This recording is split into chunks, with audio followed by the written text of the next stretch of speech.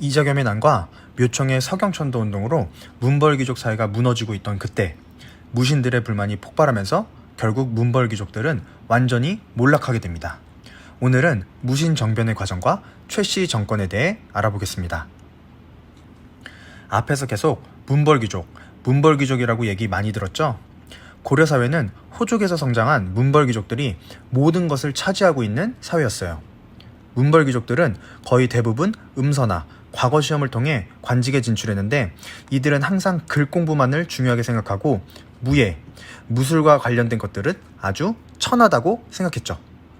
글 공부를 해서 관리가 된 사람들은 글을 전공한 신하라고 해서 문신이라고 했고 무술이 뛰어나 관리가 된 사람들을 무예를 전공했다고 해서 무신이라고 불렀어요. 그러니 당연히 문벌귀족들은 전부 다 문신이었겠죠. 그리고 문신들은 무신들을 천박한 무술이나 하는 사람들이라고 해서 차별해요. 고려에서 무신들을 극심하게 차별했다는 걸 알 수 있는 게 여러 가지 있어요. 먼저 첫 번째로 예전 고려의 과거제도를 다뤘던 영상에서 확인했듯이 고려에는 글 공부를 얼마나 했는지 시험 보는 문과만 있었고 무예 능력을 평가하는 무과는 아예 존재하지도 않았어요. 그러니까 무술 실력이 엄청 뛰어난 사람도 과거를 통해서 정식으로 관직에 진출할 수 없었던 거죠. 두 번째로 무신은 아주 어렵게 관직을 가지게 되어도 관직 승진에 제한이 있어서 문신처럼 높은 관직에 오르지도 못했어요. 완전히 신라의 골품제에서 신분별로 관직 승진에 제한을 둔 것과 똑같죠. 세 번째로 무신은 군대의 최고 지휘관이 될 수 없었어요. 전쟁이 벌어지면 문신이 와서 최고 지휘관이 되어 무신들을 통제하고 전투를 주도했어요. 고려시대에 외적의 침입을 막아낸 유명한 인물들, 강감찬이나 윤관, 이 사람들도 무신이 아니라 과거나 음소를 통해 관직에 진출한 문신이었어요. 중앙에 갈린 무신들도 이렇게 차별받았는데 일반 병사들은 얼마나 비참한 처지였을지 대충 상상이 가죠. 일반 병사, 즉 하급 군인들은 원래 군대에 들어가는 대가로 땅을 지급받는 게 법으로 정해져 있었어요.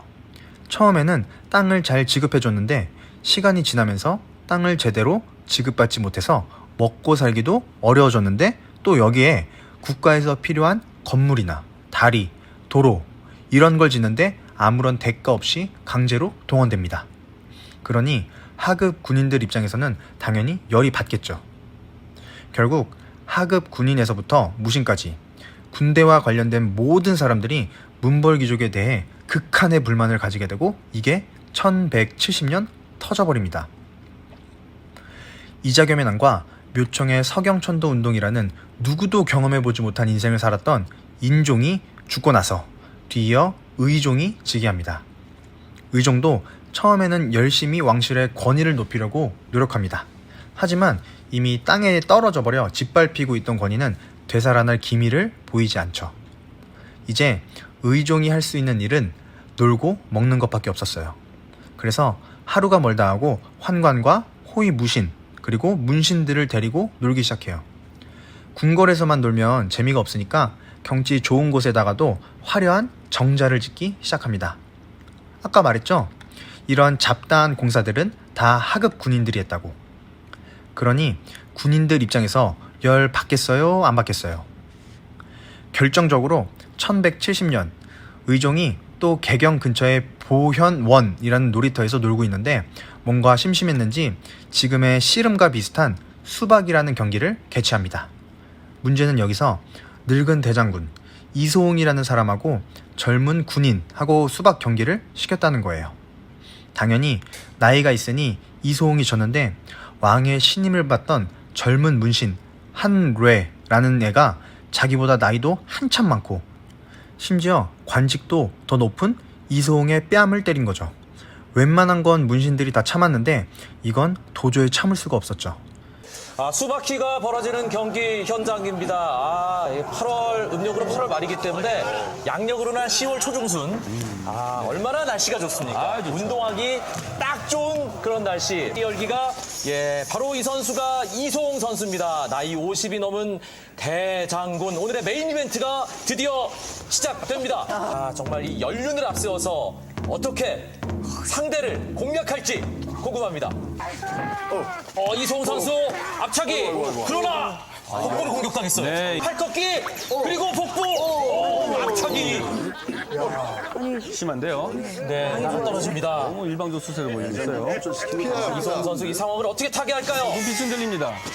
다시 한번. 안타깝네요. 이성훈 선수 계속 공격당하면서 결국은 나도그라집니다. 이성훈 선수가 경기장을 빠져나갔어요.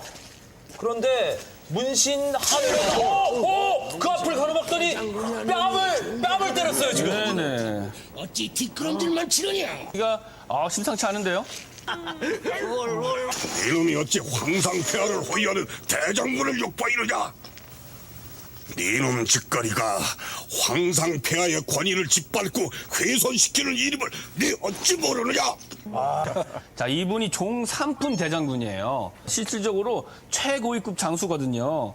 그런데 반면에 이 뺨을 때린 문신 할례는 한참 아래 종 5품입니다. 말이 안 되는 상황이네요. 이거 말도 안 되는 무신들 입장에서는 이건 뭐 하극상 중에 하극상이라고 볼 수가 있겠습니다. 결국 정중부 그리고 이의방 등의 무신들이 문신들을 다 죽이기 시작합니다. 멈춰라! 무슨 일이냐? 황실을 기망하고 백성들을 도탄에 빠뜨린 난신들을 작살하는 황명이시다! 뭐냐? 난신!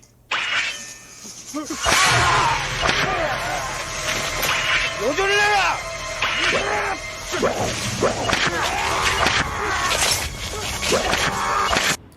맨날 문신들만 총애했던 의종도 이때 폐위되고 유배를 가서 나중에 아주 비참하게 죽어요. 이의민이라는 무신에 의해 허리가 꺾여서 죽었다고 전해집니다. 하여튼 무신이 모든 권력을 다 잡고 정말 문신들의 씨를 말려버립니다. 그러니 무신들이 모여 나라를 통치하던 이성육부, 도병마사, 식목도감 등 모든 정치기구가 완전히 기능을 상실해버려요. 얘네들을 대신해서 무신들의 회의기구였던 중방, 이 중방이 국가의 모든 사항을 결정하는 최고의 권력기관이 되었습니다. 처음에 무신들이 모든 권력을 차지하자 이방을 중심으로 무신들의 회의기구였던 중방에 모여 모든 무신들이 같이 함께 나라를 운영합니다. 그러나 이렇게 불법적이고 폭력적으로 권력을 차지했기 때문에 체계나 질서가 전혀 없었어요. 좀 세력이 있다 싶은 무신들 모두 자기가 권력을 독차지하기를 원했죠. 그래서 최고 권력자가 엄청 자주 바뀝니다. 이 연표를 보면 알 수 있는데 무신정변이 발생한 1170년 이의방이 최고 권력자였는데 불과 4년 뒤 정중부가 이의방을 죽이고 권력을 독차지합니다. 이 정중부는 또 5년 뒤인 1179년에 경대승이라는 인물한테 죽임을 당하고 권력을 빼앗기죠. 경대승도 정중부를 치고 권력을 잡았기 때문에 항상 암살당할까봐 두려움에 떨었다고 해요. 그래서 자신을 지키기 위한 사병을 조직하고 이를 도방이라고 이름 짓습니다. 하지만 스트레스를 너무 받아서인지 1183년 30살이라는 젊은 나이에 병으로 죽게 돼요. 경대승의 뒤를 이어 집권한 사람이 천안신분 출신으로 오로지 무예 실력으로 권력의 정점까지 올라온 이의민이었어요. 이의민은 그래도 꽤 오랜 기간 집권합니다. 1196년까지 집권하니까 대략 한 17년 정도 집권했네요. 그러나 최씨 가문과 갈등이 생기면서 최충원이 이의민을 암살하고 최고 권력자로 올라섭니다. 이때부터 최씨 정권이 시작돼요. 최충원에서부터 시작한 최씨 정권의 지배자들은 굉장히 똑똑했던 것 같아요. 이들은 이전까지 무신 집권자들이 죽어나가는 걸 보고 자신들의 정권을 지키기 위해 여러 조치를 취합니다. 첫 번째로 최충원은 교정도감을 설치합니다. 이전까지 무신들은 중방에 모여서 국가의 정책을 결정했어요. 권력의 차이는 있어도 회의를 통해 정책을 결정하니 중방에 모여있던 무신들은 비교적 수평적인 관계를 가지고 있었죠. 그래서 부하들이 배신을 조금 더 쉽게 했던 측면이 있었어요. 최충원은 이런 부작용을 가지고 있던 중방을 아예 없애버리고 새롭게 교정도감을 설치해 본인 스스로 교정도감의 책임자가 되어서 국가의 모든 중요한 정책을 자신 마음대로 결정하고 시행합니다. 두 번째로 최충원의 아들 최우는 정방이라는 기구를 자신의 집에다가 설치합니다. 정방이라는 기구는 고려의 모든 관리를 임명하는 그러한 엄청나게 큰 권한을 가지고 있었어요. 최우는 관리 임명권을 가진 정방이라는 기구를 새롭게 만들고 심지어는 자신의 집 안에다가 설치해서 모든 사람이 최우의 허락을 받아야지만 관리가 될 수 있게 만들어놨어요. 원래 관리를 임명하는 권한은 왕의 고유한 권한인데 최우는 이를 빼앗아버린 거죠. 이렇게 최씨 정권은 왕을 능가하는 권력을 가지고 있었고 실제로 자신들의 마음에 안 들면 왕을 바꿔버리기도 했습니다. 최충원의 교정도감 그리고 최우의 정방을 통해 고려의 정치를 마음대로 할 수 있게 된 최씨 정권은 자신들을 지켜줄 군대가 필요해졌어요. 그래서 자신들을 지키기 위한 조치를 시행합니다. 그게 바로 세 번째, 도방의 확대와 삼별초의 조직입니다. 도방은 아까 말했듯이 경대승이라는 인물이 자신을 지키기 위해 만든 사병 조직이었어요. 이걸 최씨 정권은 그대로 가지고 옵니다. 도방에 더 많은 군사를 뽑아 최씨 정권을 호위하는 호위 부대로 만들었어요. 도방뿐만 아니라 삼별초를 만드는데 별초라는 말은 부대라는 의미를 지니고 있고 삼별초는 세 개의 부대를 총칭하는 용어였어요. 세 개의 부대는 좌별초, 우별초, 그리고 몽골의 포로로 끌려갔다가 도망친 그런 군사들로 조직된 신의군이었습니다. 이 세 개의 부대를 합쳐서 삼별초라고 이름 짓고 최씨 정권을 지키는 호위 군대로 만들었습니다. 이렇게 막강한 군사력을 가지게 되면서 아무도 최씨 정권을 건드리지 못했죠. 그리고 네 번째, 문신들을 다시 등용하기 시작합니다. 독특하죠? 무신 정변에서 시작된 최씨 정권이 다시 문신을 등용했다는 게 이게 다 이유가 있어요. 아무래도 이전 무신 집권자들이 같은 무신들을 중요한 직책에 앉히니까 얘네들이 자꾸 자기 군사를 데리고 배신을 하는 거예요. 그래서 최씨 정권은 군사력이 없는 문신들을 등용하면서 이러한 배신의 가능성을 사전에 차단합니다. 그리고 똑똑한 문신들을 통해 국가 정책을 자문받기도 하죠. 이렇게 최씨 정권이 문신들을 등용하면서 이때 조선 건국에 결정적인 역할을 하는 사대부 계층이 생겨나기 시작합니다. 이렇게 여러 조치들을 통해 정치 권력, 군사력, 이 모든 것을 장악한 최씨 정권도 결국 무너지게 됩니다. 내부적으로는 안정된 상태를 유지하고 있었지만 고려 밖에서 변수가 발생해요. 바로 칭기스칸이 몽골 부족을 통일하고 역사상 세계 최대의 영토를 정복해 나가기 시작한 것이죠. 고려도 중국 바로 옆에 있었기 때문에 몽골의 침략을 무조건 받을 수밖에 없었어요. 최씨 정권은 몽골에게 항복하면 자신들의 정권도 끝장나기 때문에 강화도로 수도를 옮겨 끝까지 싸웁니다. 하지만 이미 이때는 최씨 정권에 대해 불만을 가진 세력들이 많이 생겨났어요.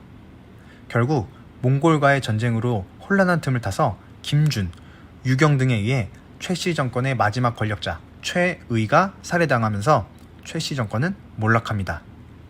이후 김준, 이면, 이뮤무가 연이어 최고 권력자가 되지만 결국 고려의 국왕이 몽골과 합세해 권력을 되찾고 개경으로 다시 돌아갈 것을 결정하면서 무신 정권은 막을 내립니다. 이번 시간에는 무신 정변과 최씨 정권에 대해 알아봤습니다. 고려시대 내에서도 아주 독특한 시기죠. 왕은 있으나 전혀 왕의 역할을 하지 못하는 그러한 특수한 상황이 무려 100여 년 동안 지속됩니다. 무신 정권이 끝나도 고려는 여전히 위태위태했어요. 바로 몽골이라는 거대한 존재가 고려 등 뒤에 있었기 때문이죠. 다음 시간에는 몽골과 고려의 관계에 대해 배우기 전에 먼저 무신 정권기 이전보다 더 생활이 힘들어진 농민과 천민이 어떻게 무신 정권에 저항했는지 그거에 대해서 한번 확인해 보겠습니다.